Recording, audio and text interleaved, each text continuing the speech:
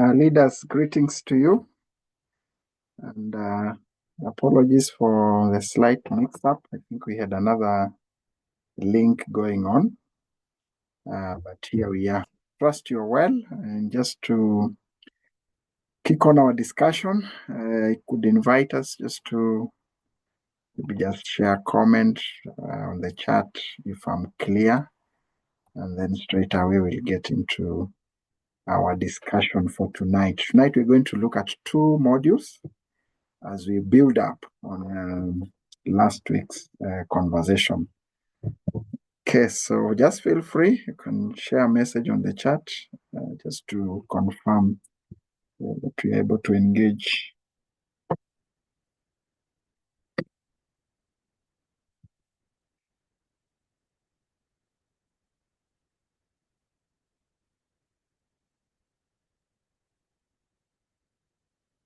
Yeah, thank you, Mr. Alex. Thank you, Melioth. I think that's good enough. That confirms that we're able to engage. So let's just say a prayer of thanksgiving, and then we proceed with our session. God, we are grateful for this opportunity you have accorded us. Guide us as we engage, and we thank you for the fact that we have come together as entrepreneurs, and even as we continue to sharpen one another, continue to guide us. This is our prayer in Jesus' name. Amen. Okay, so last week we had quite a lot to discuss, and I'm sure probably we had a reflective week, just looking back at what we covered at the stages of startup development. We also looked at quite a lot in regarding the various phases that we go through or that we have gone through. And I think it was part of also awareness. There are times that you will do something, but later on you can now be able to contextualize and also package it in terms of what you are going through. Probably that time we didn't have clarity on some of the areas, but now we are able to be very clear. This is what I was going through. I can be able to position it to a particular phase, and I appreciate the strength and challenges of that phase and what follows after that. So, and sometimes you are even guiding or mentoring entrepreneurs, and you can tell where that entrepreneur is based on what he or she is going through. Yeah, so you can be able to position that entrepreneur. You are at this particular stage, and these are the characteristics of this stage, and this is the kind of leadership that will be able to usher you to the next stage. So we'll build around that, and then next week we'll start having more interactions. We'll allow you to also share more because what we have been doing, we have just been laying the foundation. So today we'll have a take home and an activity that you'll be able to engage in. And then when we meet next week, we'll allow each of us about 3 minutes just to be able to share your reflection and also what you've been able to package based on what we'll discuss tonight. So the first module for tonight is module 4. And this is just to understand why entrepreneurs initiate startups. And then we'll also try and see, do we fit in these categories, or which category do we fit in? And is that strong enough to take us through the various stages of growth and also certain challenges that we might encounter as entrepreneurs? Then module 5, which will be part of our take home, we look at a business plan. Yeah. And then we'll now look at our businesses. If we already have a business plan, this will allow us just to relook at our business plan. If we do not have a business plan that we have developed for our business, then this will be the opportunity for us now to package and just be able to come back and share with the team. It's also part of promoting one another, because the moment we connect with you in terms of what you're offering, it can be part of what we are also building as a strength of the network, and also how we create opportunities amongst ourselves. So that is the highlight of our session tonight. And I think after going through this first session, I'll pause and allow us just to be able to reflect. So the first session is to appreciate why entrepreneurs initiate startups. What is the motivation? What is the motivation of an entrepreneur coming up with a venture? And this is based on a publication by Georgie. Yeah, and he came up with a number of reasons. Yeah, so according to him, thousands of ambitious entrepreneurs start a new business every year with a lot of excitement, with a lot of hope. But sadly, some of them are not able even to celebrate their fifth their fifth year. Yeah, so yes, at the very beginning, probably they could be motivated, they could be very hopeful, but they are along the way, due to various factors, which we'll also consider today, they drop along the way. So some of the reasons and equivalent percentages of why entrepreneurs initiate a startup is what I want just us to go through. And then you can try and see where you are as an entrepreneur. So about 26% of entrepreneurs who start a business, they indicated the motivation is that they were ready to be their own bosses. Yeah, 26% of people who start a small business or a startup say they did it because they were ready to be their own bosses. Maybe I've been in employment for a certain time or a certain period, and I feel now I need to exit and become my own boss and run my own business. So about 26%. That's the reasons, or the reason they give. They gave according to these findings. And then we have another 23% who wanted to pursue their passion. Yeah, so we have entrepreneurs out there, and the reasons they started a certain startup is because they wanted to pursue their passion. This is about 23%. Then about 19% say that they said that the opportunity presented itself and they took it. Yeah, so an opportunity presented itself and they seized the opportunity and they started a business. I think this reminds me of a number of things that have happened even in our country here, Kenya. I remember that time where there was a business of quail, yeah, those birds, and so many people got into that business. It could be probably an opportunity that presented itself, and some people took advantage of that. Yeah, so that's about 19%.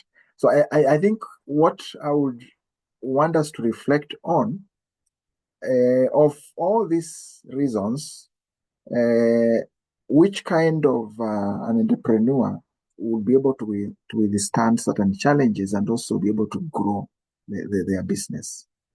This just as part of reflection. So as I share this, I just want you to think through, reflect, and based on the reasons, then we can just reflect a little bit and ask ourselves, then which entrepreneur would be able to go beyond 5 years and maybe more, based on the reasons for starting a startup.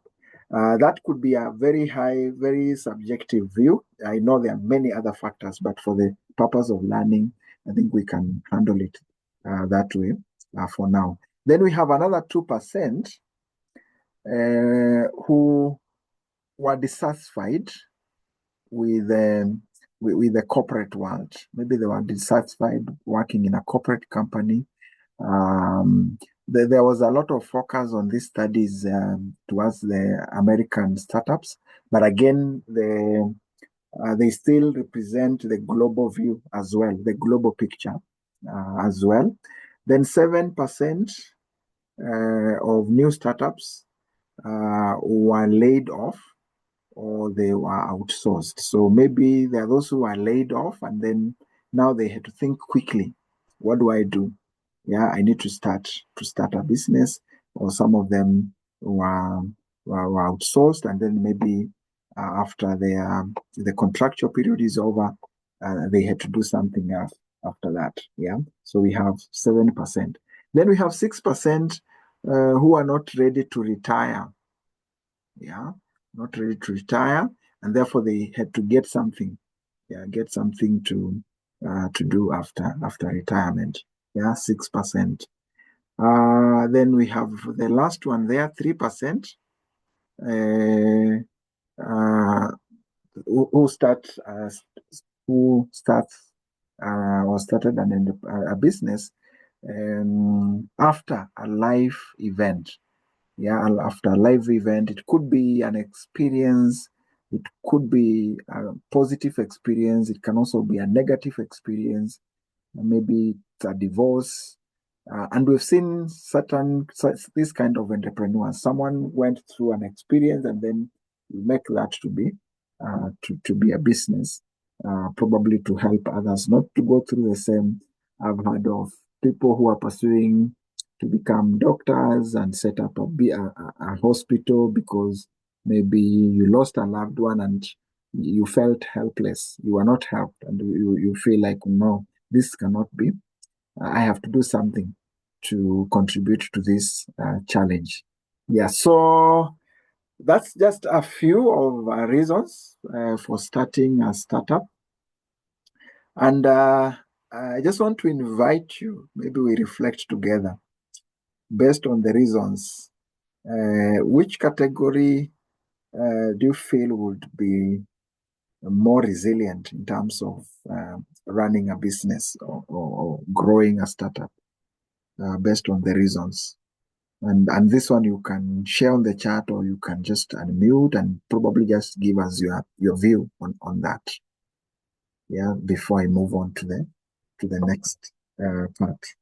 So just feel free. Okay, can I speak? Yes, Mr. Alex. Oh, I feel that the two most important factors, they are the passion, which I think even as per the research, they are the highest, because the passion drives someone to start a startup because of they love something and then they monetize that, and which is probably can be one of the best way. The other one is people went to a startup because they did not. Or not the corporate one. The other one is the corporate that they felt that they were not suitable. They are not going to achieve their goals because of employment. Like, okay, for me, I may be in this category because I was looking at if I need to be a billionaire, then I have to save, and I'm saving 200,000 per year, per month. I have to save for the next 500 years for me to be a billionaire. So that shows that salary cannot really do much for you. You cannot put a four-bedroom house which costs 4 million comfortably with a salary unless you take a loan.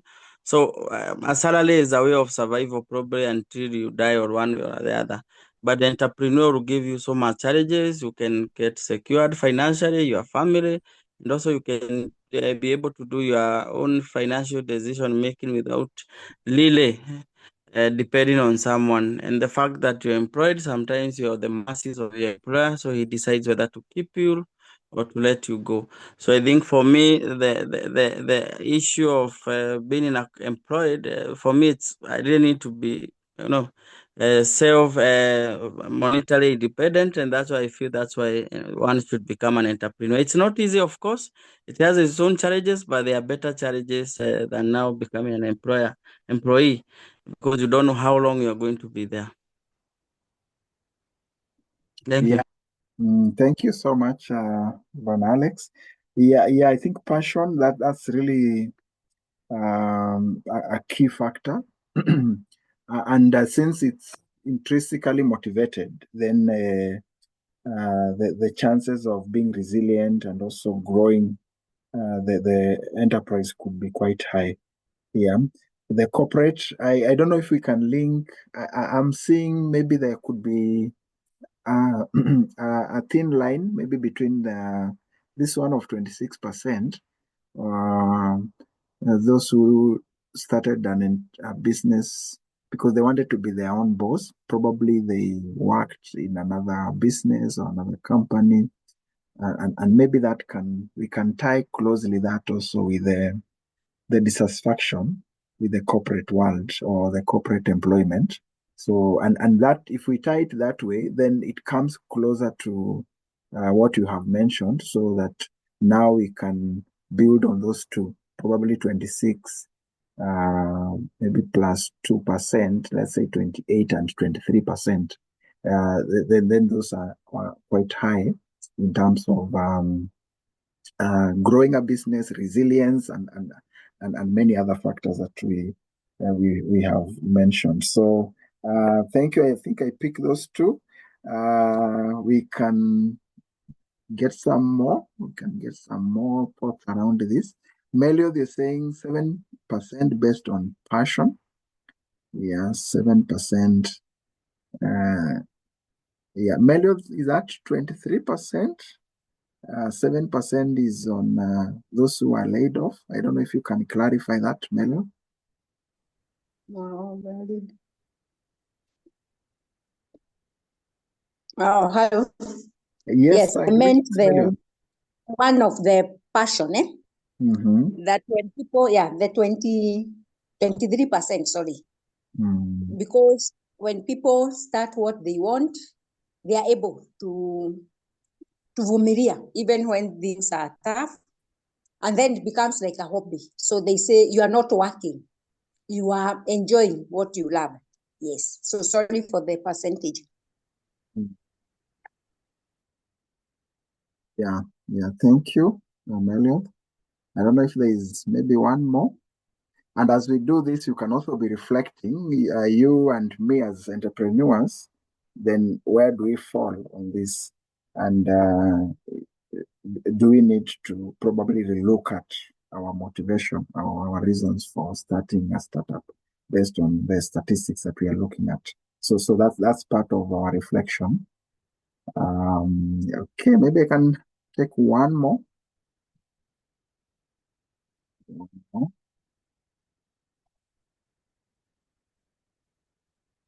Including on the chat. I can look at it even as we continue. So let me build around this, and I'm sure we'll have more engagements because there's quite a number of issues that we're going to share. So we have some core principles that startups normally follow. Yeah. And the first one is to identify a problem worth solving. Yeah, identify a problem worth solving. And this is where we look at maybe a significant problem within the society, within the different setups, and then we design a solution that addresses the problem. Yeah, so in the marketing, and this is part of what we shall be looking at later on, we have different strategies, and one of the strategy is push versus pull marketing strategy. Yeah. So if I identify a problem and then I offer a problem or I offer a solution, then that means probably the clients will be pulling my product. Yeah, they'll be pulling the product because it's addressing a particular problem. Yeah, there could be certain phases where maybe you are marketing or you are promoting, but ideally at the end of the day you find because we have a challenge and we need to get a solution. And look at maybe even what is happening especially in the telecommunication sector, and look at new initiatives that have come up in the financial sector as well, like M-Pesa, among others. Yeah, so people want to send money in a more quicker, easier way. I've heard the story of Equity many times, yeah, where people are keeping money under the mattress, and you find you study around that and you think, can I be able to come up with a model that will still address this issue, but again, give the customers some more comfort and address the issues or align to the issues or to the motivation of keeping the money in the mattress. I want to access that money anytime. I want to keep it where I'm not probably paying some fees, and then aligning with that, design a product, offer the product, and the customer is able to take it up and then grow around that. So a problem, and this is also how sometimes we're able to sustain an enterprise, because it's really addressing an issue, and the customers see the need to be able to pull the product or to pull a service. Then number 2 is to engage early adopters for validation. We have different categories of adopters or people who embrace our product. And we look at this later on when we'll be talking about the diffusion curve of innovation. So when you come up with a new product, how does the product spread in the market? So we have a certain category that are known as the innovators. Yeah, the innovators, and also the early adopters. These are people who are quick to experiment. They are quick to buy a new product. If it's a new phone, they have that urge to keep on changing or getting the latest product. So those are the innovators, and they're not many. They're about 2.5%. Yeah. So, and then from the 2.5%, the innovators, then we have early adopters, about 13%. Yeah. So engaging early adopters and also innovators, that will help us to validate the product. So connect with these early users to validate the idea, gather honest feedback, and then even before sometimes mass production, we are able to offer the product to this category and then improve the product and then now release it for the bigger market out there. So these are core principles for innovator. And then the third one is embrace rapid iterative development. Yeah, where we build, we test, we refine the product in small, fast cycles to accelerate learning and also manage risk. Again, there's a linkage there with the number 2, where I mentioned we validate the product, we improve the product, and then we are able to improve before mass production. The other core principle that startups follow is build, measure, and then learn. So they build, or we build, we measure, and then we learn. So we develop a functional version of the product, measure the user acceptance, the user response, the user feedback, and then we use that to be able to confirm or improve the product. Yeah. So we build, we measure, we learn, then we build, we measure, we learn, and then continuously. I've seen this in the software industry, where now there is that impression or the adoption of the agile system development approach. Yeah. So you build in iterative, following the iterative approach. So you build a module, test that module, measure its success, learn, build another module, until you have the whole system. But the approach is to handle it in terms of the various modules. Then pivot based on evidence, where we change direction when the information shows or the feedback shows that the path we have taken is not working, or the product that we want to offer to the market may not address the real issue, or may not be accepted as anticipated, then in that case we need to adjust the product strategy or business model accordingly. There's one time I was in a conference in South Korea, and they developed some Wi-Fi wireless access points, and they were targeting the global market, but the products, the product didn't penetrate the market. Yeah, and one of the reasons they mentioned was this. Yeah, so they kept on pushing the product. But they could notice that there were issues with the compatibility with the devices, compatibility with other, with the user devices that were out there. But they thought they would drive this product and also drive other products. Yeah, so they would sell the access points and then still sell the phones, sell the laptops that are compatible with the devices that they were offering. So, but that didn't work well. It actually backfired, and the product did not penetrate the market. So, I think that ability to pivot when things are not working is also a core principle for entrepreneurs. Then the sixth principle is optimize for speed, learning, as well as focus. So this is where we prioritize actions that lead to faster insights, clearer focus, and continuous improvement. This is also in line with the Kaizen management principle. Yeah, and Kaizen focuses on continuous improvement. But again, here we are adding optimization for speed, learning, and focus, especially in the production sector or manufacturing sector.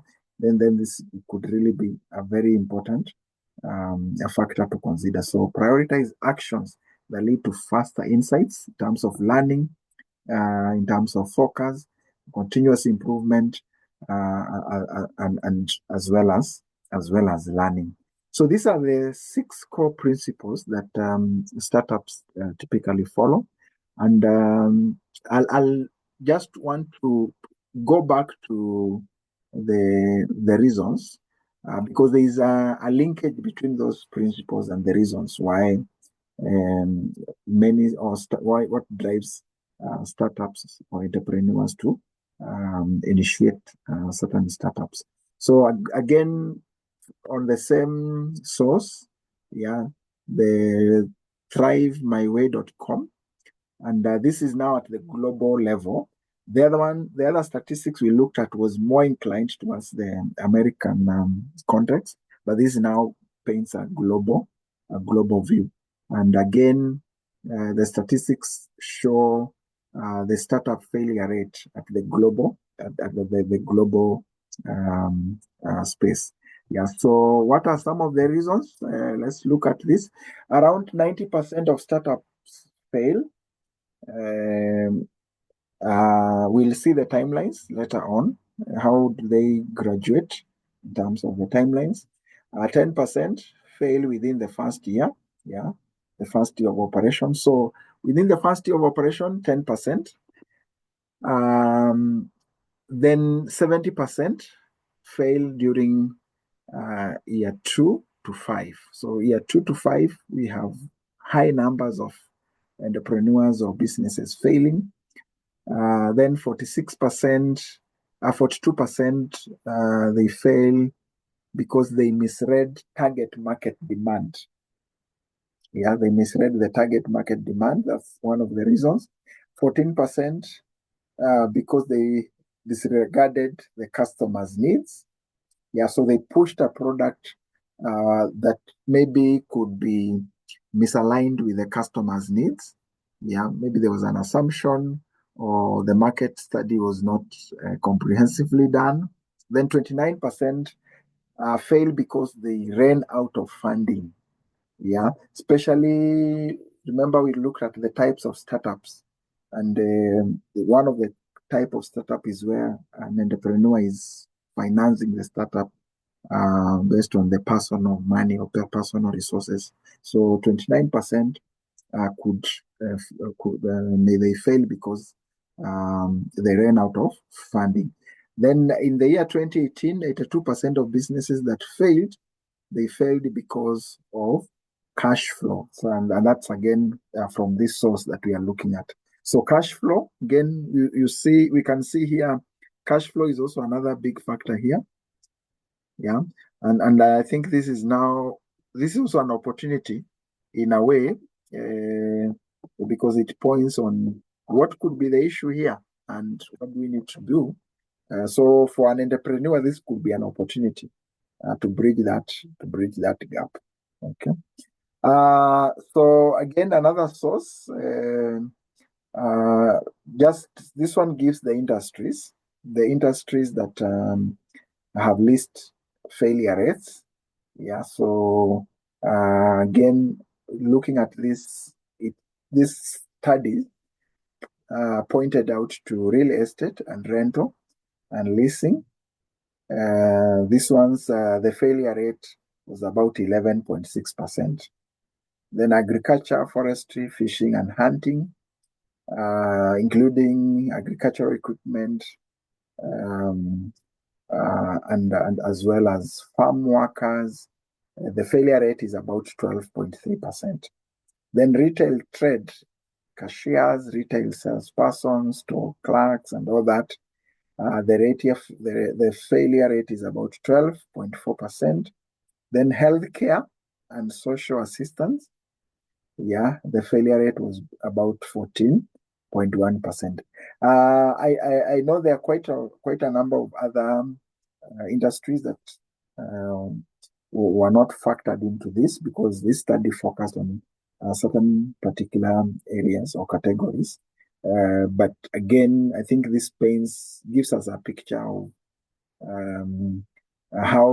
which industries have more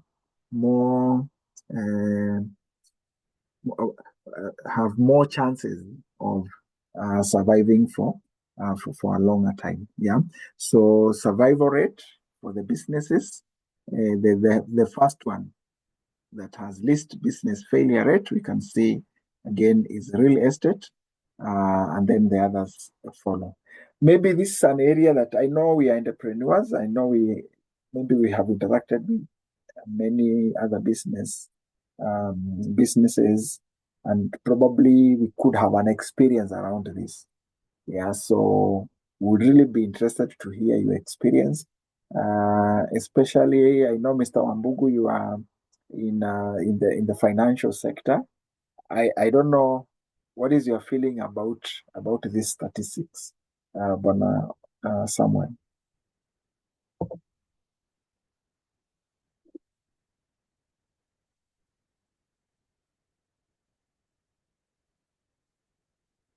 And maybe there could even be an additional sector that you could mention that maybe was not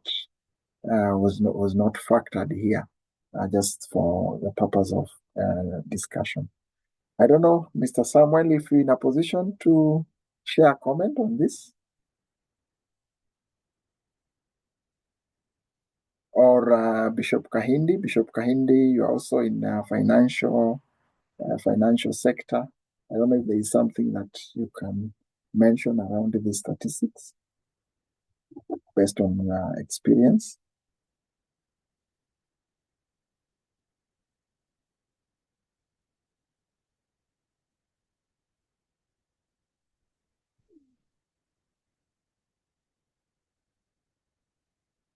Yeah, maybe as we hold on for Mr. Samuel and Bishop Kahindi, is there anybody else that may want to comment on this, maybe based on your experience?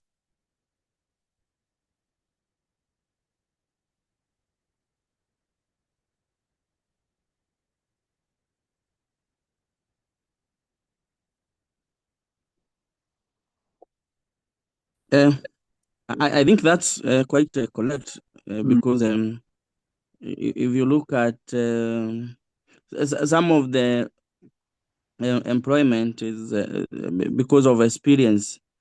So like managers, so employers will not want to release them because getting another manager is a whole issue, training and all that, and that person probably held business for a couple of years.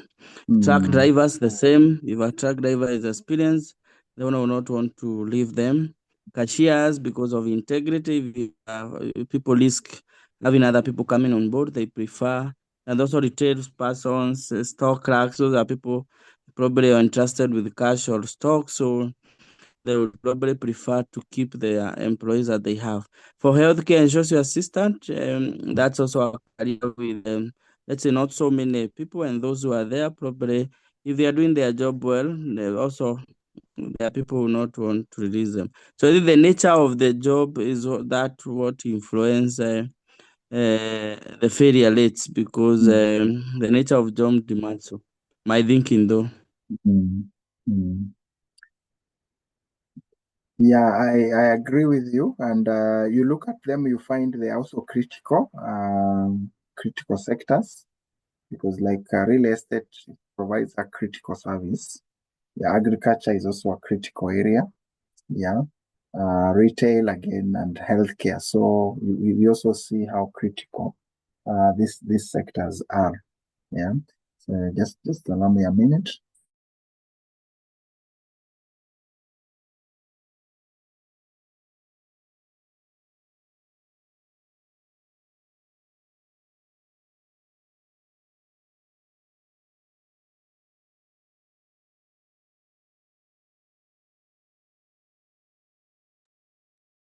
Yeah, so these are critical. They are critical sectors.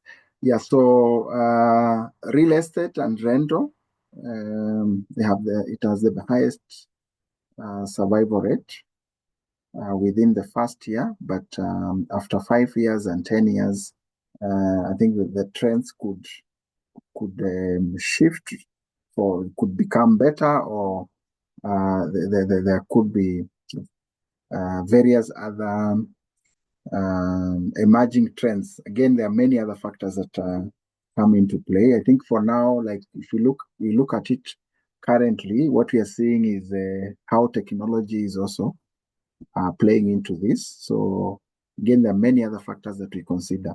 So the field of agriculture, forestry, fishing, and hunting rises to the top over time. There are various reasons why startups fail, and remember, this is the core of our focus tonight. And I'll just share a number of findings, and this one was done in the year 2018. So the study identified top reasons startups fail, and number one is cash flow. Yeah, cash flow at 38%. Then no market need, where a product is there, but again, there is no customers are not pulling the product. They're not pulling the product because of it's the gap in terms of the market need or the customer need. 20% got out competed. So based on the maybe high competition rates, they were not able to survive in the market.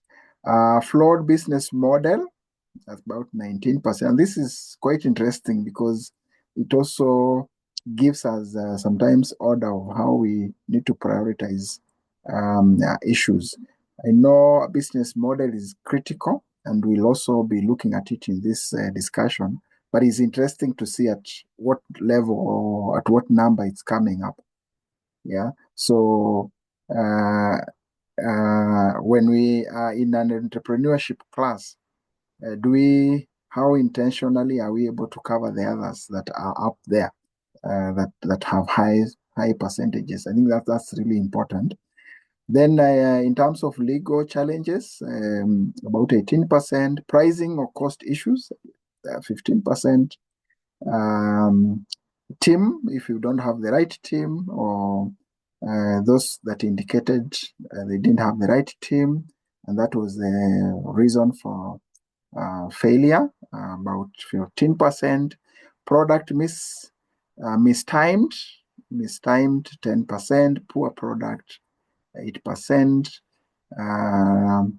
disharmony among team or investors. Sometimes this can also be failed partnerships, about 7%, pivot gone burnt, and 6%, and then burnout or lack of passion, about 5%. So this again will be a very interesting area that I'll just want us to look at it from a critical angle, just trying to really interrogate, because I think our class, we want to interrogate issues. We want sometimes even to look at, share other perspectives, just like the way I'm mentioning about the flawed business model. And maybe this could be one area that we emphasize in our trainings, which is still good, but are we addressing the real issues that are contributing to business failure? So, Meliod, I really want to hear your point on this.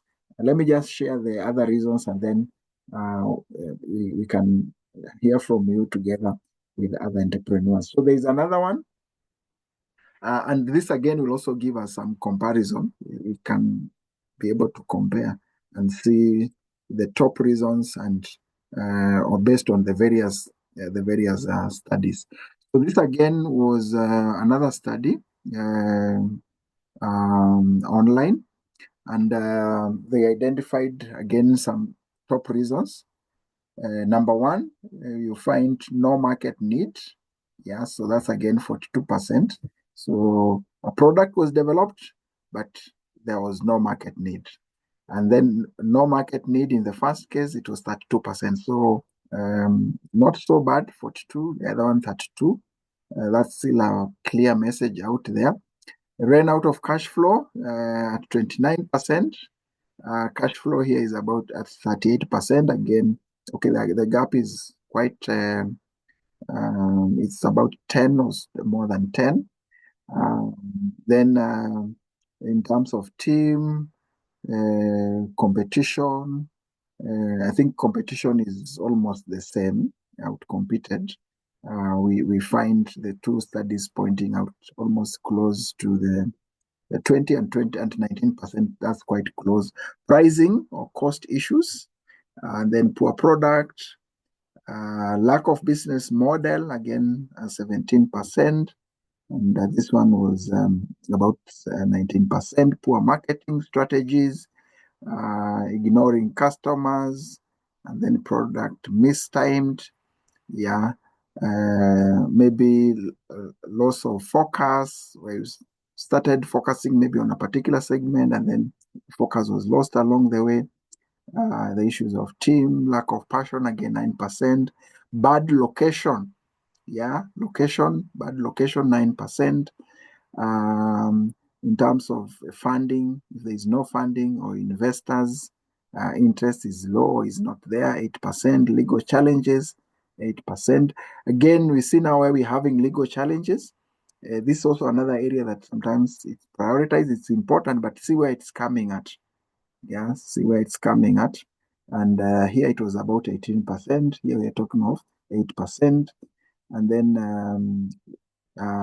failure to network or have advisors or use technical expertise, 8%. That's also quite interesting.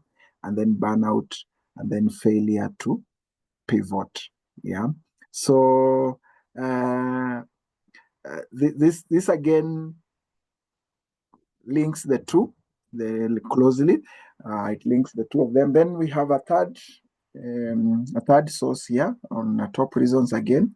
19% are outcompeted, 23% don't have the right team, 29% ran out of cash flow or cash, 42% no market need for product or services.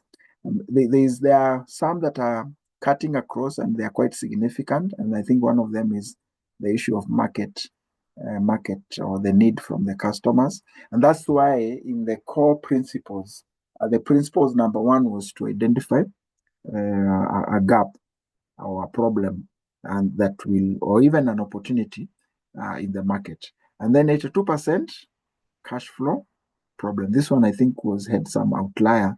It was quite high compared to the other two there.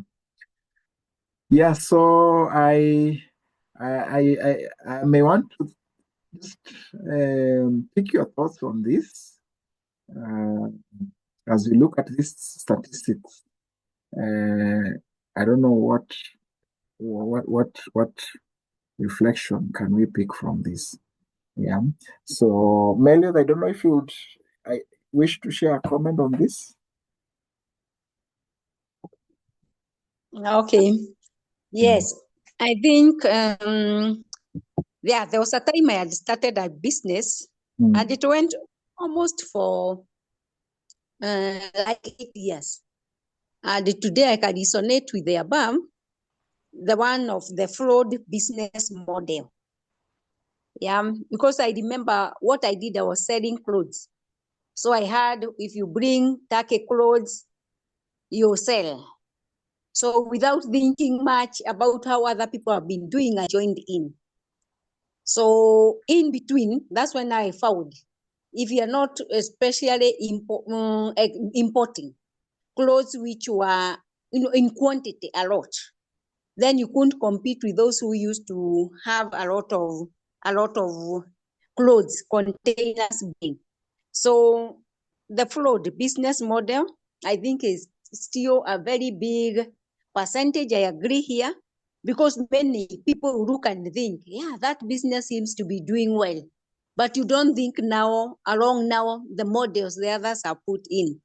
Then the one also of the cash. Because for you now to keep up, like now I could find the challenge was some people now could go very fast, bring more. You are still on the old stock. So what you are selling as new, other people are putting it on sale. So I agree, the business model. Then also in Kenya, regulation or legal charities, I found also that one to be critical, because sometimes they are not very clear. You go into a building, the landlord is bringing their own rules. There's the city council, there's the KRA. So all those, they could bring a lot of, sometimes they could talk about license. So it's the license for the whole shop, is it for an individual? The same with them, with the KRA. So I agree with them when they talk about the top reasons for startup failing, because now I go back and I see those were the challenges that I mainly faced then that caused me to close. It was a clothing business. I used to, now I could get clothes and then sell. Thank you so much. Yeah, thank you. Dr. Yes, yes, but I wish to add my voice on. I think is the last one which is on the screen, running out of cash. That one, the 82% one that was said, I would want to agree with that, because in my day-to-day work and interaction with businesses, very many startups, and even the ones which have been running for some time, and then they want to scale up, and something goes wrong. You see, a business was doing very well, they come to scale up, and then the cash flow brings problems, and sometimes they go under completely. So I don't know. In fact, I was telling somebody just the other week, you're expanding too fast, and I'm worried you might have some cash flow problems, because he was looking at, you see now that I'm getting this much. If I expand, I'll be able to get more. So I was asking him, do you know now the issue of the other expenses and the other challenge that will come with it? So that's 82%, maybe too high, but there is a lot of truth in the failure of startups and other businesses due to cash flows. Thank you. Yeah, thank you, Bishop. Yeah, I think also picking what Meliod has mentioned, it also connects to the issue of competition. So maybe you outcompeted. And again, you can link that based on if you don't have cash flow as you have put it, then in terms of the products that you're bringing, the competitors can bring maybe more modern, the latest device products, and then that can lead to the business being outcompeted or the entrepreneur being outcompeted. I've also picked the issue of competitive edge, and I think these are very important consideration. And that one will connect that with the value proposition. Later on, we'll look at the value proposition. I'm getting to, especially if you're getting to a red ocean market, a red ocean market where there is fierce competition. So what is my competitive edge? What is my niche in that space? All these people are bringing clothes from Turkey. So what will be my uniqueness as an entrepreneur? Yeah. And I think that now is an area that requires an entrepreneur to really do the market research well, and then just to be able to focus on that within the market. So that's a very important consideration, and we'll look at that later on when we'll be talking about the business model canvas, including the value proposition, and also the marketing strategies. Okay, so I don't know if we have one more comment. I know this area we can have quite a lot to share, but can just pick a few, then we can move on. We can take one more in case there is one more comment.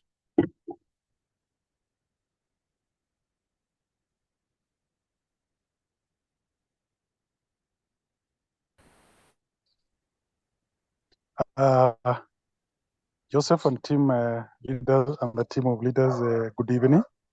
Yeah, good evening. Sorry, I was in a public transport and it was a bit noisy. So I heard you mention my name, but I could not contribute. Anyway, I agree with my earlier contributors, but most specifically on cash flow challenges with businesses. You look at majority of those people who are seeking loans for businesses at the bank, majorly they are trying to expand either horizontally or vertically. And what you may find, even sometimes loan is not a solution, because even probably the amount they are asking is either underestimated or overestimated. And both of these things bring on board challenges.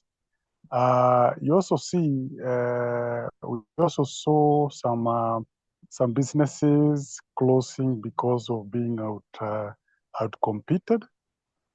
Simply because probably like our sister there commented, is that the trade in which the business is taking today, because of your cash flow problems, you are undercapitalized. You are not able to cope with the trade. You are not able to change and align your business to suit customers' needs and taste. So you finally find yourself being old-fashioned, and probably nobody wants to look at your products. I also see businesses that are understocked. It's simply because of cash flow issues. There's not enough money to replenish stocks.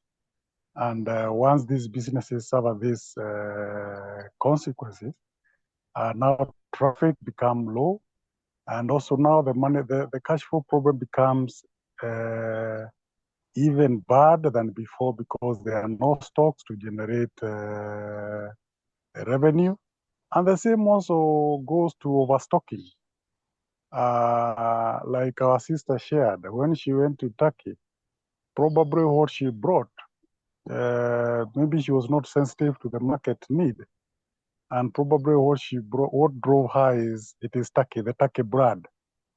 And then when she brought her stock, the turnover could not be very fast because probably the market demand was very low. And probably she had other needs to take care of. She had rent probably to pay. She had an employee probably to pay. And even also to meet her own obligations. All these ended up eating cash, which was not forthcoming from the stock. So cash flow issue around businesses is huge and manifests itself from various angles. And I agree with our colleague who contributed and said it's a major problem to the businesses today. Whichever angle you want to look at it, everything is pointing to inadequate cash. You want to expand, you don't have cash. Either it is stock or you want to have another branch. You want to open another branch somewhere, there is no cash for that. Even to keep your current stocks proper, it's a big challenge. Now look at the competing needs for money, especially in Kenya. We are talking about regulatory issues as a challenge. Yes, why is it a challenge? Because every regulatory body in Kenya needs money from the business. Talk of environmental regulatory bodies, they want licenses for businesses that has either production or have some environmental connotations. Look at the county governments. If you want to be a distributor, you want to sell in Laikipia, you have to pay for a license. You want to cross over to Meru, you have to pay a license. You want to go to Ebu County, you have to pay a license. And these are too much now. And so there is a competing need for money, and therefore businesses don't stand a chance. So it's a big challenge, and especially for startups. Thank you. Back to you, Joseph. Wow, thank you so much, Mr. Samuel. And I think Melioth, this really unpacks quite a number of issues, and I like that issue. Sometimes maybe when you analyze the trend of how entrepreneurs are taking loans, it can also give us an indication of how the market looks like.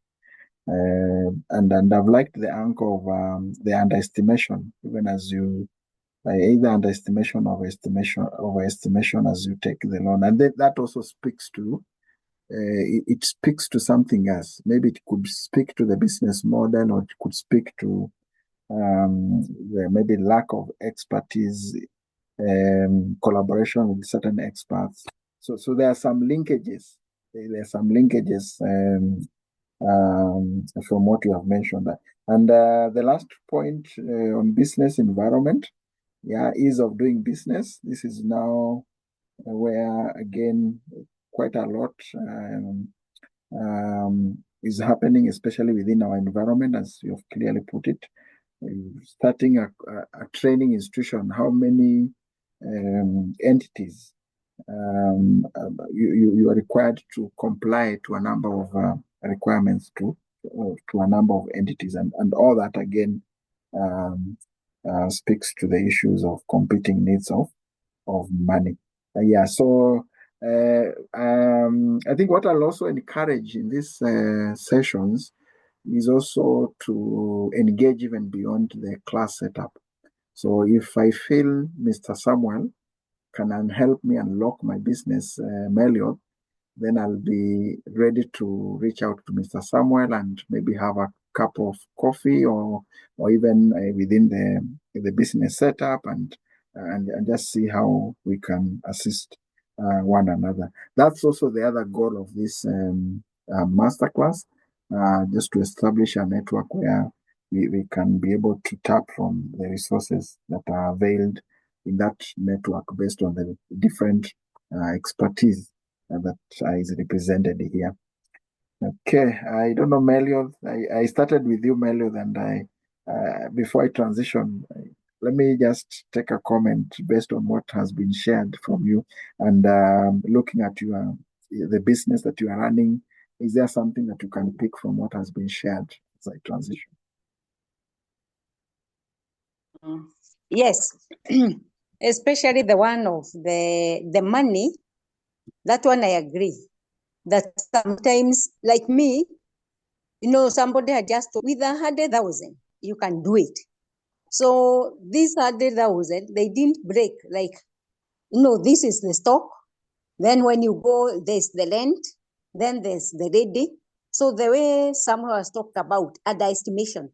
So sometimes, those who are in the business or those who are, calling you to it, sometimes they don't give you all the information.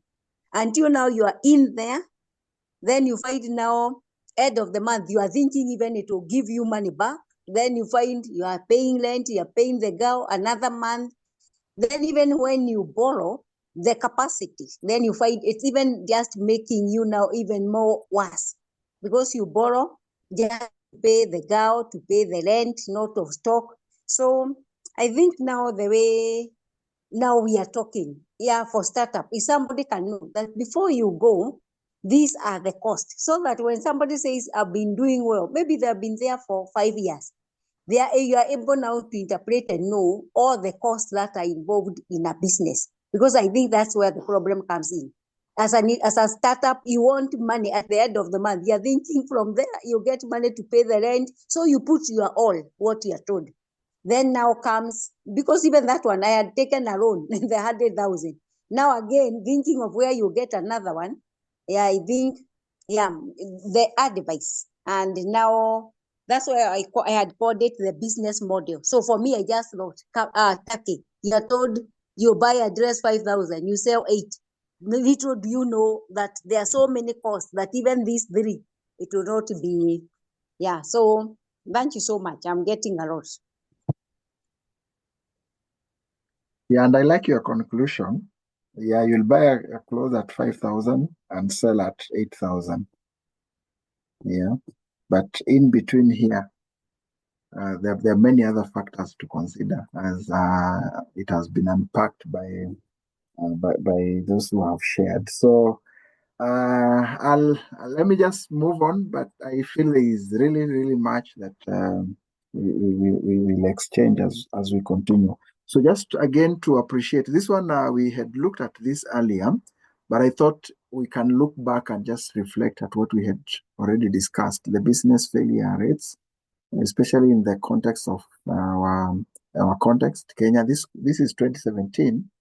I know there could be some changes across the years, but 70% of small and medium-sized enterprises, they fail within their first 3 years. And primary reasons include poor planning, limited capital, market challenges, and lack of business skills. So again, here now, we still find what we have shared coming up. Yeah, so the poor planning, I think this one, from the examples we have shared, you can see it coming out. Limited capital, again, market challenges, and lack of business skills. So lack of market or need for the product or services was rated again from this. These are two sources.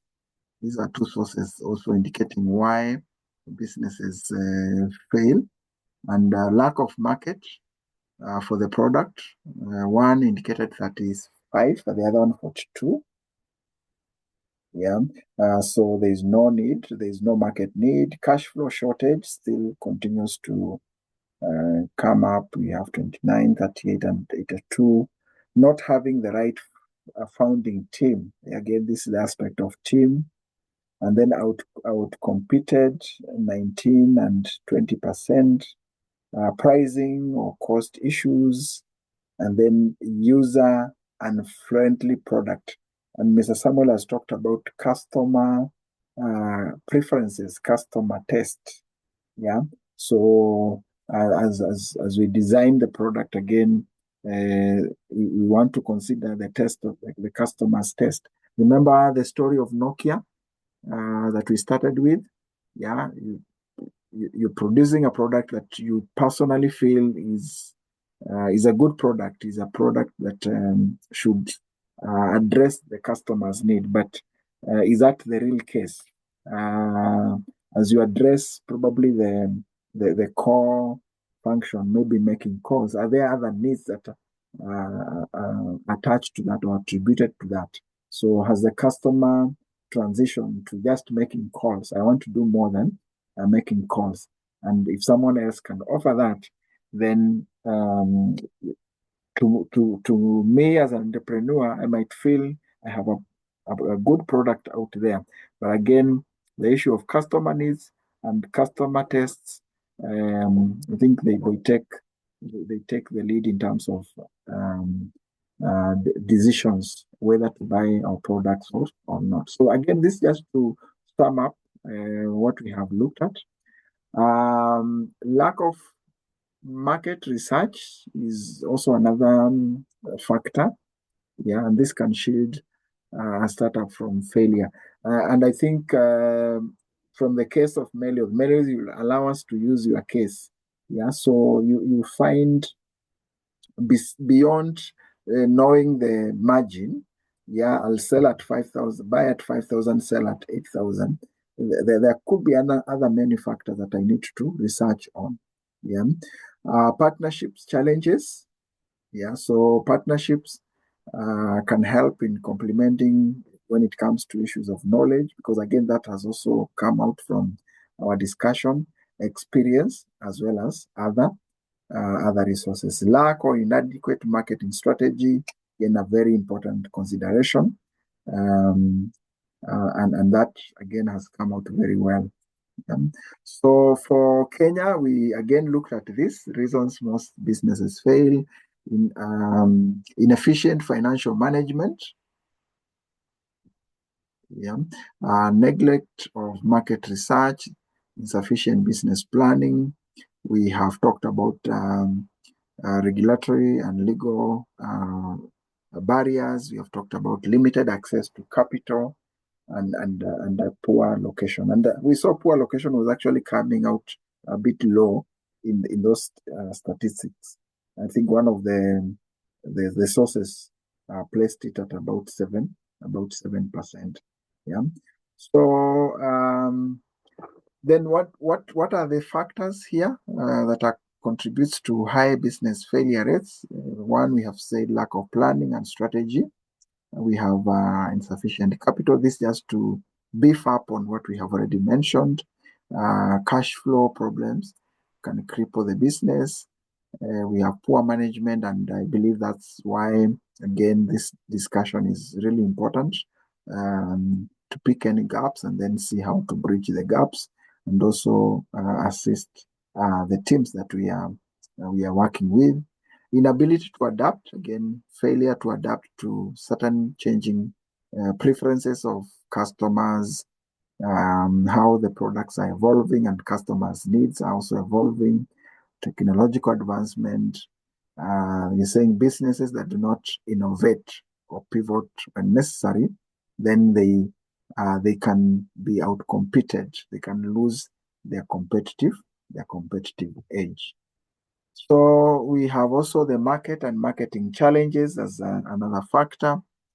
We also have overexpansion, and Bishop has mentioned this, expanding too quickly without solid foundations, can lead to cash flow problems, operational challenges as well, and the inability to manage new complexities.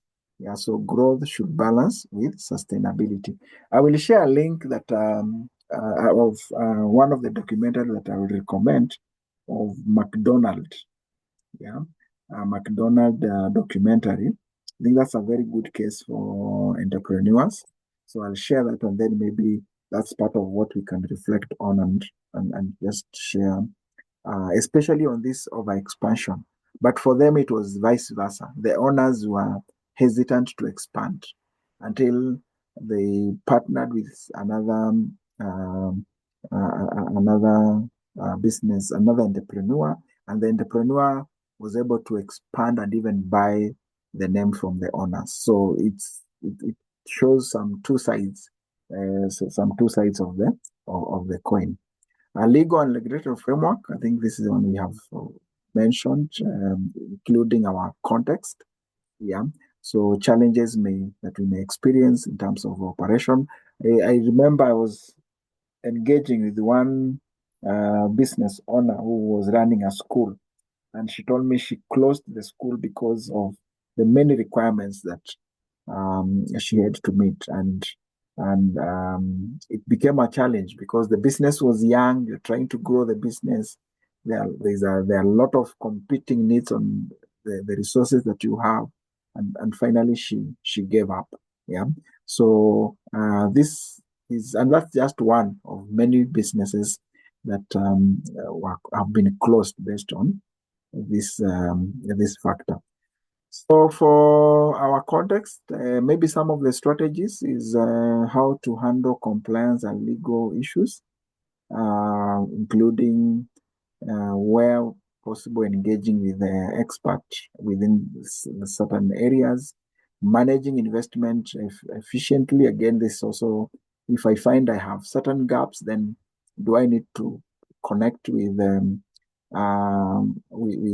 an entity that can support on this? And I'm happy because in the financial sector, we've seen a lot of willingness to support MSMEs, including free trainings. Yes, so I think those are some of the positive things that we can leverage on. Conducting detailed market research as well as planning for growth and sustainability, ensuring that we are strategic in our growth. So how do we reduce these failure rates? One is effective planning and strategy.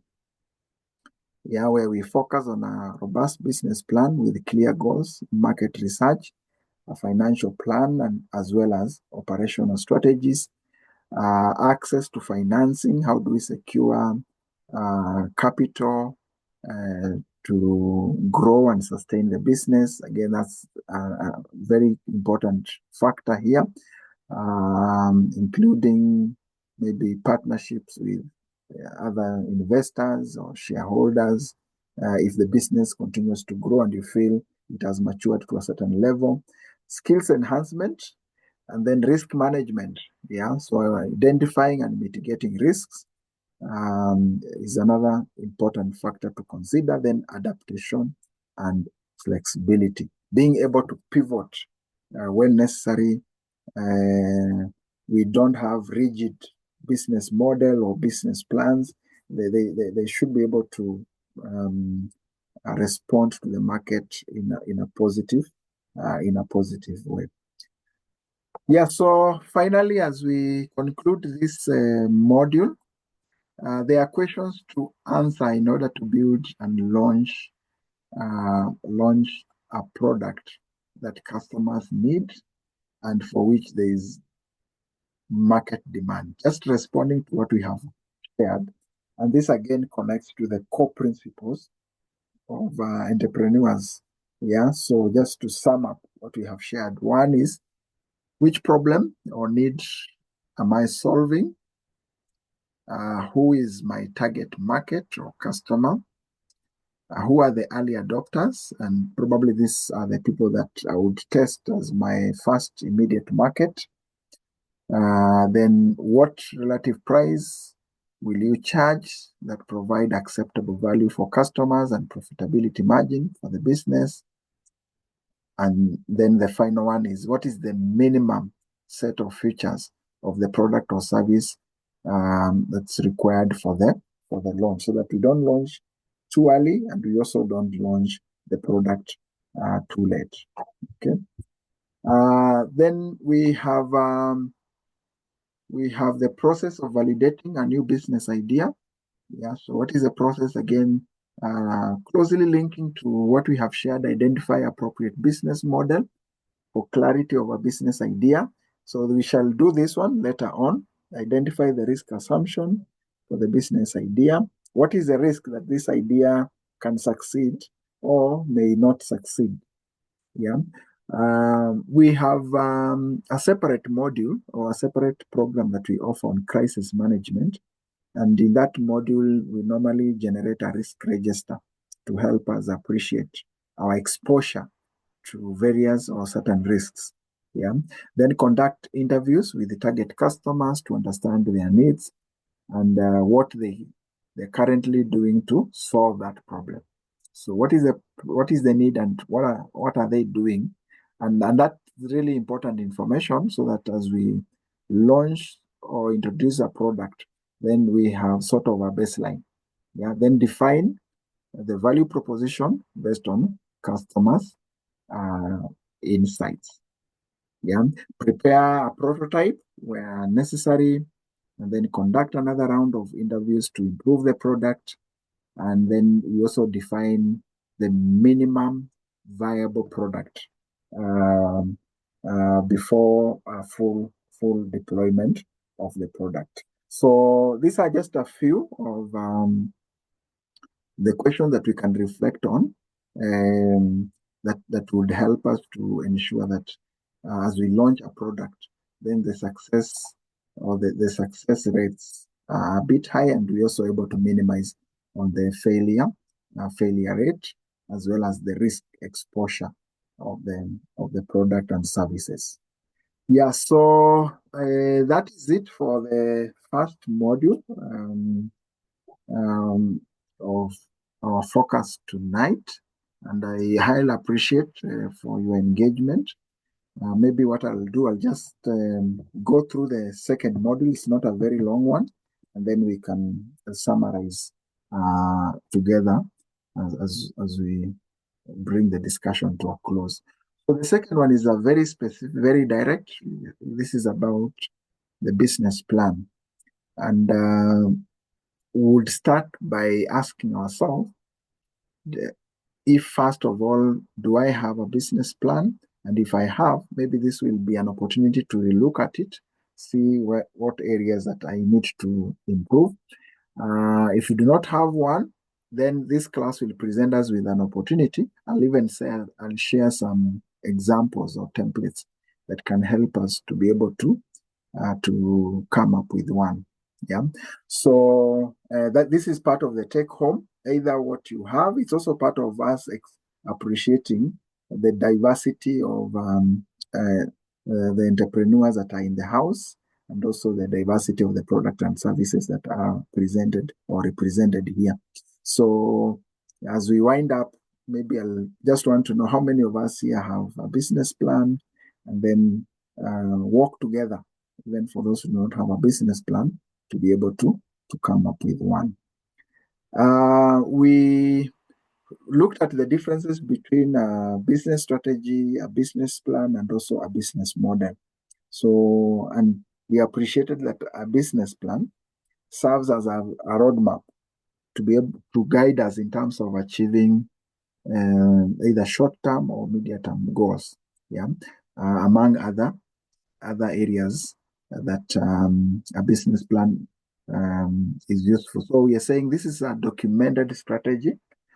Yeah, a documented strategy for a business, and it highlights the goals as well as the plan for achieving the goals.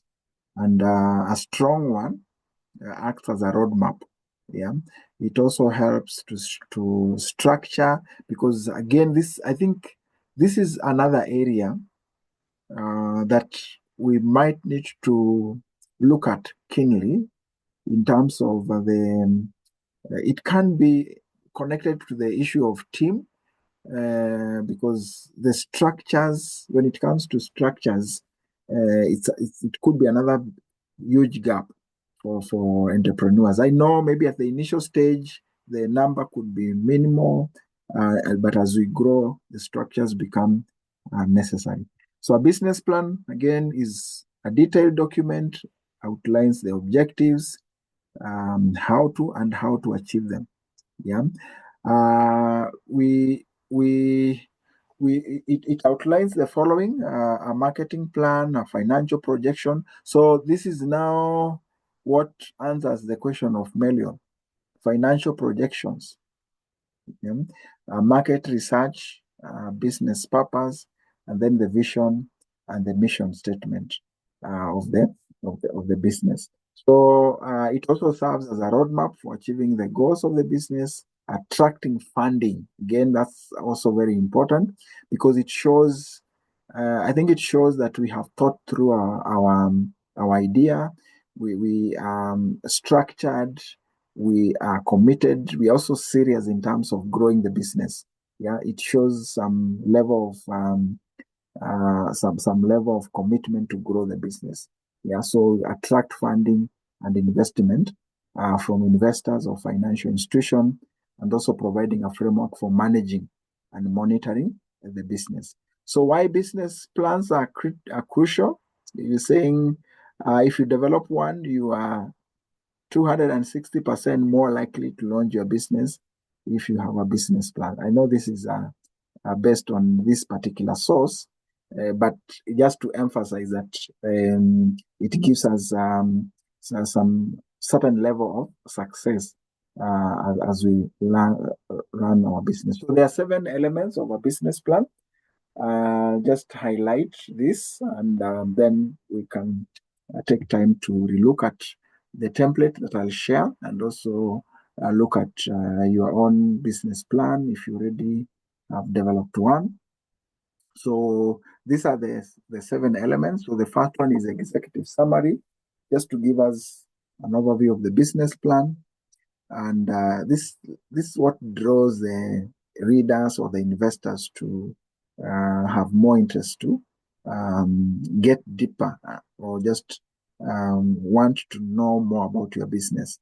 Yeah, so it should include the business name and location, product or services that we are offering. Then this is where we have the mission and vision statement in the executive summary, but it can still come up in other areas, even prior the executive summary, and the specific purpose and strategy of the plan or the business. Then we have company description, yeah, a high level view of the business. This one points to who are we, just our description as a company, how do we operate, and what are our goals. Yeah, so this is where we have the legal structure of the business. Remember, I've mentioned again this. Is it a sole proprietorship? Is it a limited company? Then a brief history of the company or the business, and an overview of the product and services, as well as customers and suppliers, summary of company growth, including financial market highlights, and then short-term and long-term goals, and returns for investment. Yeah, so company description gives us this. Then we now describe our products and services. Yeah, products and services, focusing on customer benefits. Yeah, so here we also talk about our suppliers, our products, or service cost, and the net revenue as well. Yeah, so the emphasis here is on customer benefits, and that is part of the value proposition, the market role of the product, as well as advantages it offers compared to the competitors. Yeah, relevant copyright, patent, or trade secret data also is outlined here. And then research and development activities that may lead to new product and services. So that's part of our innovation strategies, our growth strategies could be part of the product and services. Then market analysis. Yeah, so findings of the market scenario, a sketch of targeted customer segment, including size, demographics, an industry description and outlook, including statistics. And you see, as we undertake this means I'll have really taken time to research even before launching that product. And maybe that's also one area that we could be having a gap. And maybe the gap could be, there are many factors that could contribute to that gap. Maybe sometimes I have the resources that I have, I feel the only thing that I want to do is to buy products and start selling. So when someone tells me you need to do all this, then there is there is a challenge there. Yeah, so some of those gaps that we could be contributing to other reasons that we have mentioned in the previous discussion. So in the market analysis, we have historical, current, and projected marketing data and a detailed evaluation of competitors, highlighting their strengths and weaknesses. So you see, again, a lot of work goes into this. Yeah, so for a small business, this might look like a lot of work, but again, I think the level of how much we cover could graduate with the time. I can maybe just do a very high level analysis of this based on the available resources that I have, and then as I grow, then we can still be able to grow and expand our analysis. Then strategy and implementation.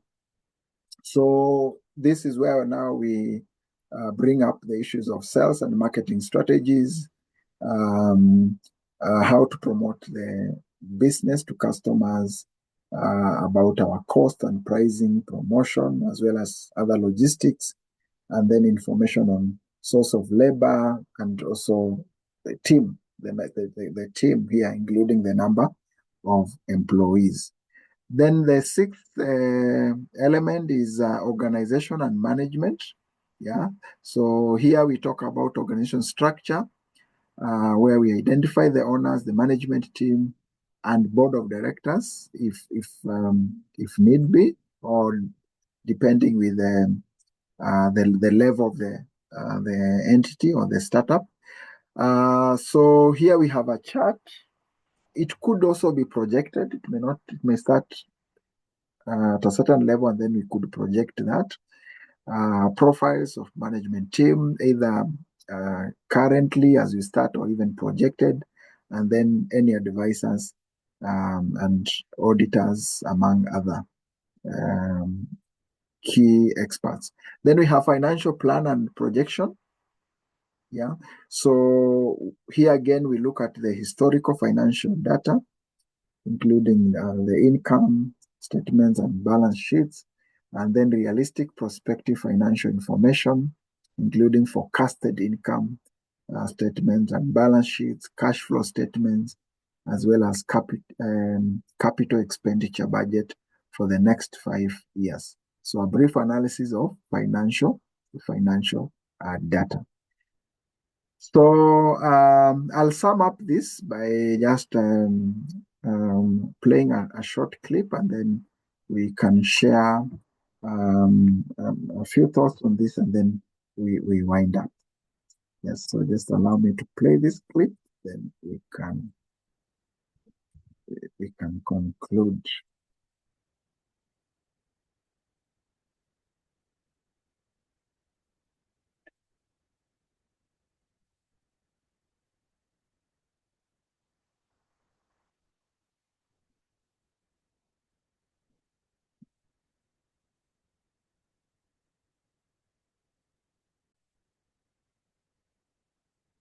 Okay, that's just an overview of what we have covered.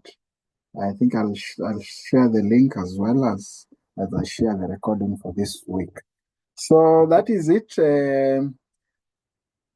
And I asked a question that maybe we'll reflect on as we work through this week.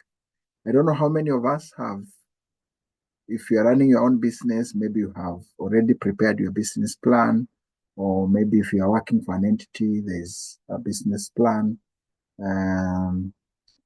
So maybe I could start with that, and then as we summarize our discussion for tonight. Okay, so maybe even as we conclude, as we share our final comments, I think that we can structure it that way. So we can share just a comment on what we have shared, and then you can mention if you have one, then we'll wind up. So could I start with Mr. Alex, then I'll move on to Bishop Kahindi, Melio, Samuel, Mr. Alex, and then I conclude with Steve. Brother Alex. Thank you so much. I think every day we learn so much. On business plan, I think for me personally, I didn't develop one. I think the concept of when you have a passion and people are telling this business idea can work. So when you go to the business, it's like most of the challenges you get because we did not apply adapter, prepare prior. You need funding for expansion. You could have seen that when you did your projections. You have challenges with your workforce because you didn't project how many employees and what type in terms of qualification. You have issues with cash flow because you didn't start by projecting or planning how much stock and the customer base in terms of how do you increase customers. So sometimes they are quite less. Sometimes when the business peaks, they are so much. But the fact that you didn't project through a business, because business plan will give you a lot of projections because you're already working under a certain formula that you had you had worked on.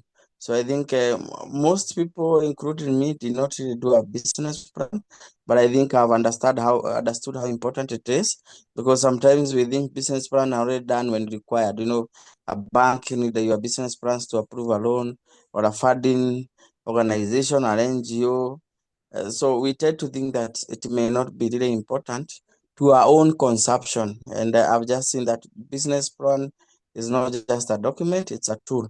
So I really appreciate the business plan, and I think I will actually lead and study on how to do it, and then I can come up with a business plan on my current startup, which is already working, and also any other startup that may want to work or to start in the future. I'll make sure I have a business plan. So, and in terms of startup, we have seen so many things today again on how they fail, on how we really. So we are acting from an informed position going forward from now. So I appreciate for this, and I think definitely we'll have learned a lot before we are through with this cohort. Thank you so much, Dr. Yeah, thank you, Mr. Alex. I think the beauty of developing a business plan, one, you'll do quite some research. So it will help you to appreciate your industry, appreciate your idea better. It will also provide an opportunity to reflect on some issues that may not be seen on the surface until someone is very intentional about developing a certain structure in terms of running and managing a business. So there are many things that will come to view when we embark on this process. And I believe as we continue to share, as we continue to work on it, probably we'll also be able to share along the way what are the emerging issues.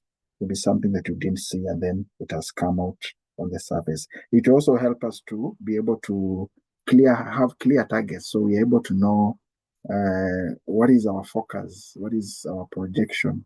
Yeah, so I always like the idea of the Vision 2030. It sets a lot of clarity, yeah, in terms of resources. Where do we channel our resources? Who do we need to have in terms of implementing the vision? So everything is now aligned. Yeah. So whatever we are doing because they are clear goals. So I think that's really important. And I'll share the template. Then you can start working on it, and then we can continue to engage more as we continue. Thank you, Bishop Kahindi. Welcome. Thank you, Mr. President. I think I should say I don't have a business plan. I tried to scribble something, but haven't started to work on it to completion. So it is in there. Now that we are learning this, I think I'll take more time to work on it and have better clarity. Thank you. Yeah, thank you. I think the comments are aligned to what I've shared with Mr. Alex. K. Melioth. Thank you. Yes, at that time I started a business. I didn't have a business plan. Yeah, I can see it importance. Although ironically, I was training people. There were some students who used to come and I could train them very well on how to do a business plan. But for myself, I didn't do. And I think the way you're saying it helps in a lot of projections and many things that can be avoided. But sometimes I think, as the other gentleman has said, sometimes we fear or we feel it's not for us. It's for to present to the NGO, to the bank, so I don't own it. But when we own it, it becomes the way we have seen in the presentation, day to day. You keep on referring to it, adjusting, and I think it's a good document. And today I've learned a lot about the business failure. I'm able to resonate and go back and now think if I want to start a business, way forward. Thank you so much. Yeah, thank you, Melio. Thank you for allowing us to use your case study today. I think it has helped us to put into context what we have learned. Okay, Mr. Samuel.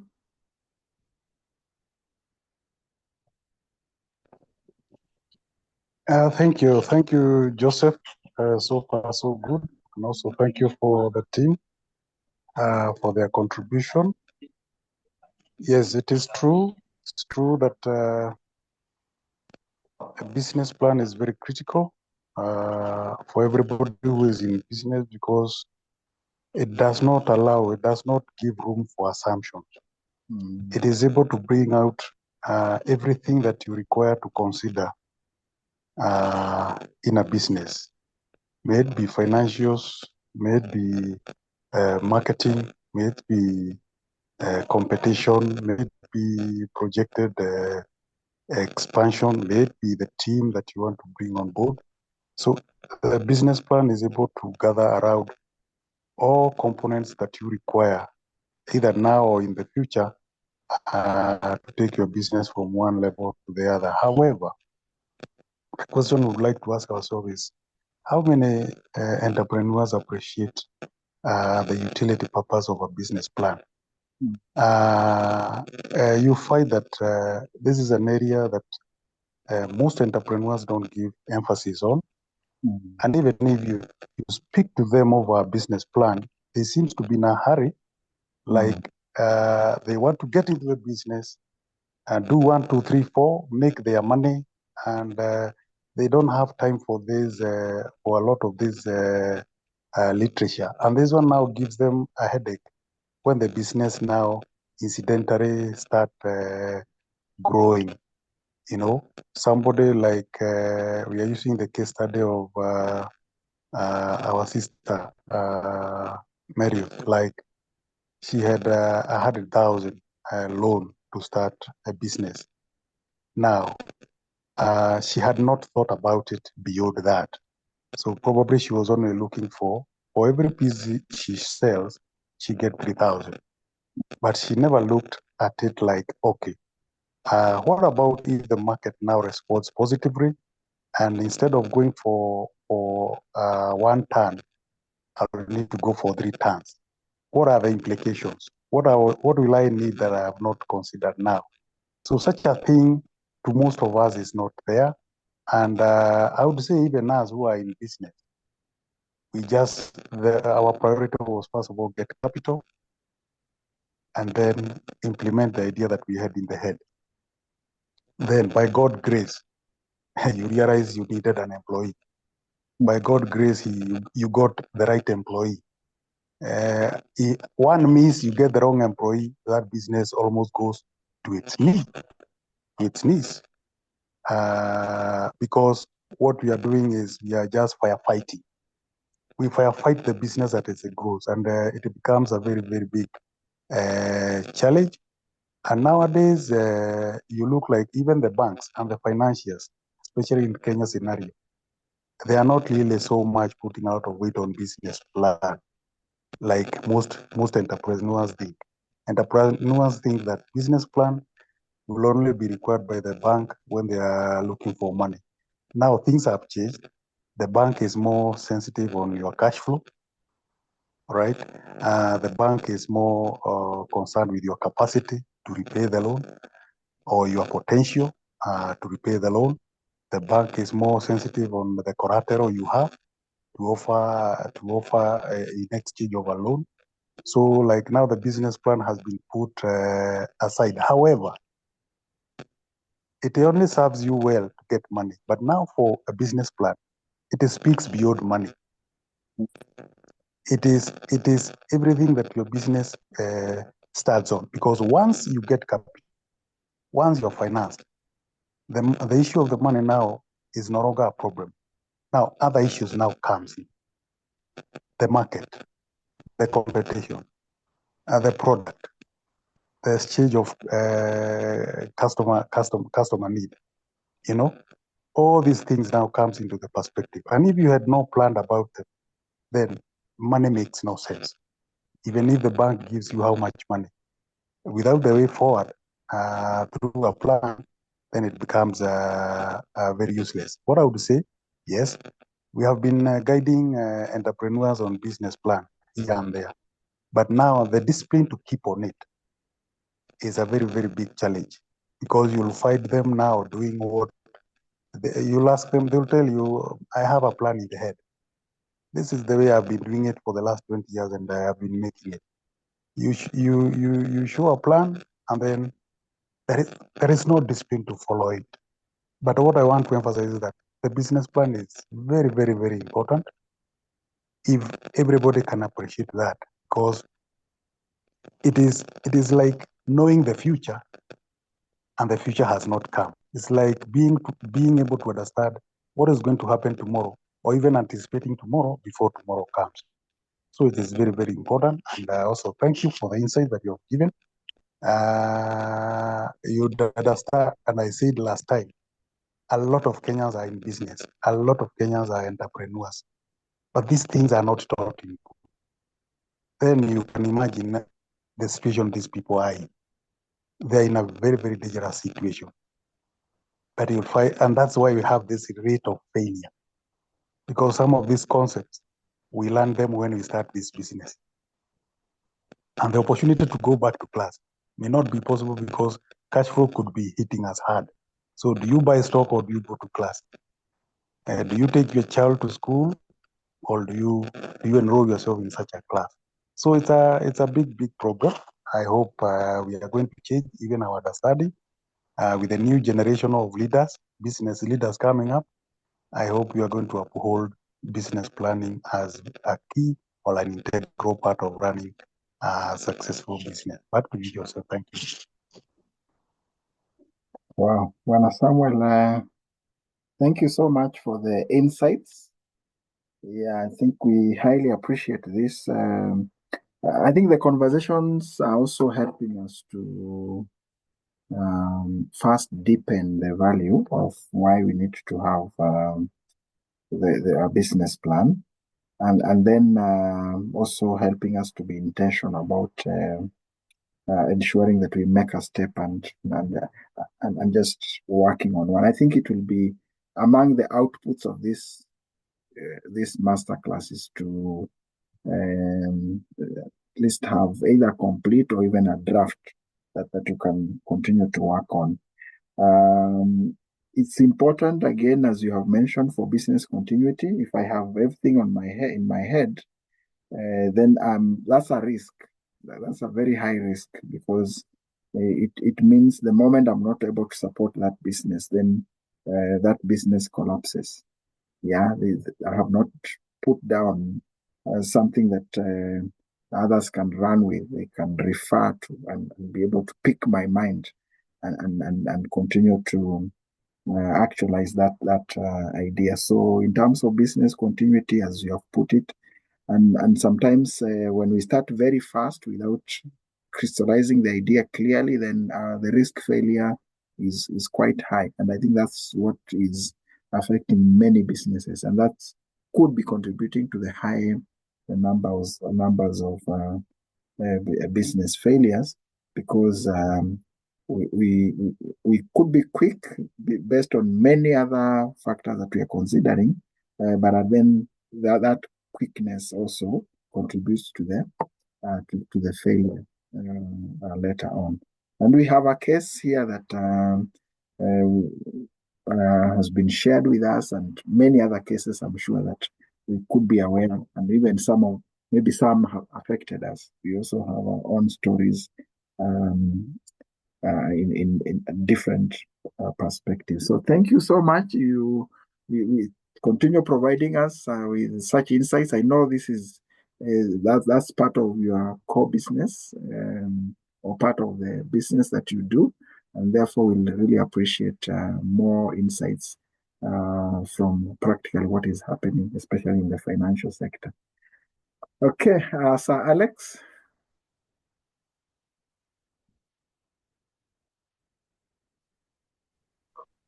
Okay, good evening. Yeah, good evening. Thank you. Yes, me, I have a business plan, and I've been working on it, and it's actually it's my guide. I started highlighting a business plan even before I thought of what kind of business I would keep. So it's a good guide, and actually most of the things we are discussing today, being a marketer, I have found myself in a table discussing most of them, and the key thing or the most crucial thing is the cash flow, like everyone has said.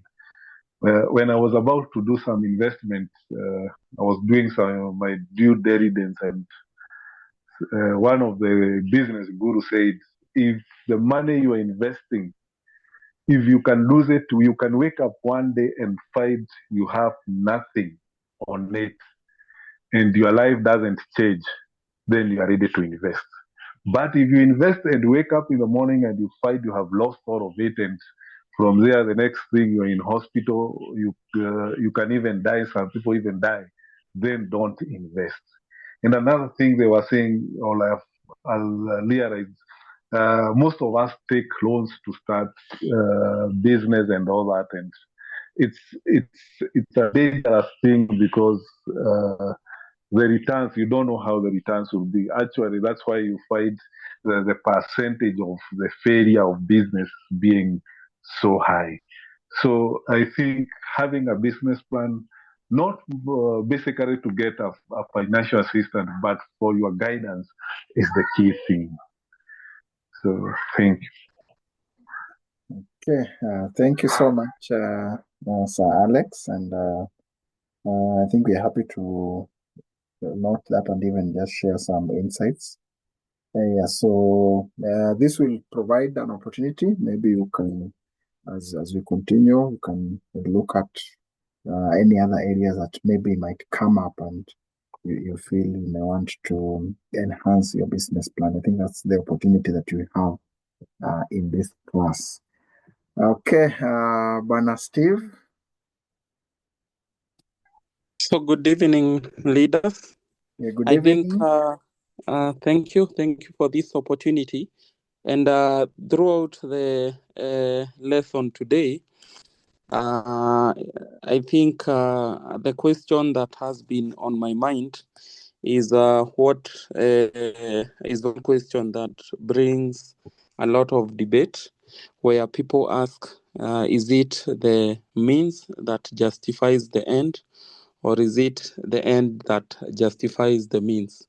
So I think this is what we've been discussing, and it's a very big debate whether it's the means or the end, which comes first. But I believe what we have been doing is what we call the Juakali model, where we believe the end is justified by the means. So we start with the end, where we want to go.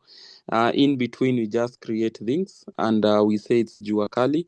And even for us, maybe who have done those business courses, you find even when we are having a startup or the businesses that we are doing, we fall into that way of what we are calling the Juakali mode. So this is a big lesson, especially for me. Personally, the businesses I'm doing, I don't have a business plan. And this has taken me some years back, sometime in 2014, when I had an idea of starting a water vending business, and I got a partner who was also to be the financier. So that was the time I wrote the last business plan, and I did it with a lot of passion, seeing where I want that business to start and grow, and seeing myself in some years where we would be. But after that, now it's what I'm calling now sinking into the Juakali mode, where we take each day in a different way. Whatever comes, we deal with it for that day. But I think now it's a wake-up call to do things in the correct way.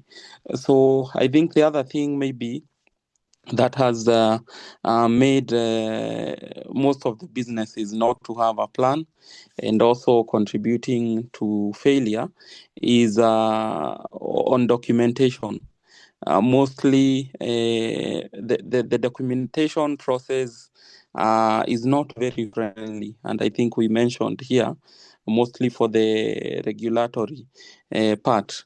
So you find that these documents, we only rush to have them when you want something to pass. Maybe you are doing a tender, you are required this for this and this document, so you quickly draft a profile, a marketing plan, and so on.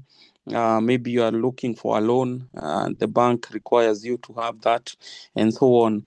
So I think this is to me is a wake-up call on why the startup fails, and also on this part of having the documents in the right way, and not only for the sake of having them, or maybe just to pass for a process, but to have them as a guide. And one thing I've been maybe looking at in all these modules is about business continuity. Like we are saying, if today you are not able to run that business for various reasons, will you have a successor, or the people who will be there? Will they know what intention you had, or that entity will just fall? So I think those are my comments for today. And thank you for the engagement, very insightful, and also a positive challenges for us as leaders and also as entrepreneurs. Thank you. Have a good evening. Yeah, thank you. Thank you so much, Mr. Steve. I think that sums up our conversation. I think we appreciate that for us to have a clear roadmap for starting and also managing, growing, and sustaining our enterprises. It's good that we have a business model, a business plan, because first it will also help us to be efficient and also have clarity in terms of direction, and that's where now the vision comes in. And also in terms of funding as one of the elements that it would also help us. And even as we make day-to-day decisions and long-term decisions, and also tracking our progress, as well as mitigating some of the risks that we could be exposed to. So I think with that, we want to pause there. I'll request us to deeply reflect on this. I'll share the template, then we can start the journey. This will pave way for us to see certain details that are hidden, or they are that requires a lot of concentration in terms of purposing to unpack your business. Unpack your business through a business model, a business plan. So there are certain things that will now become clear as we go through this process together. So with that, thank you so much, leaders. And again, we are always grateful for according us the opportunity to co-learn and also enrich one another based on our diverse experiences that are represented in this class. So let me say a prayer, then we can close. God, we are grateful and thank you for the insights and the deliberations that we have had. We pray for each of us, even as we go to sleep, that Lord, you give us a blessed night and continue to guide us even as we look forward to the future discussions. We pray that even for the days that are remaining towards the end of the week, you continue to lead and guide us. Our prayer is that whatever we are learning shall be useful to us, shall be resourceful to us, and also it will help us to be better leaders as we create better environments. This is our prayer, and we pray this in Jesus' name. Amen. Thank you so much, leaders. We highly appreciate your time and wish you all a blessed night. Thank you. Good night.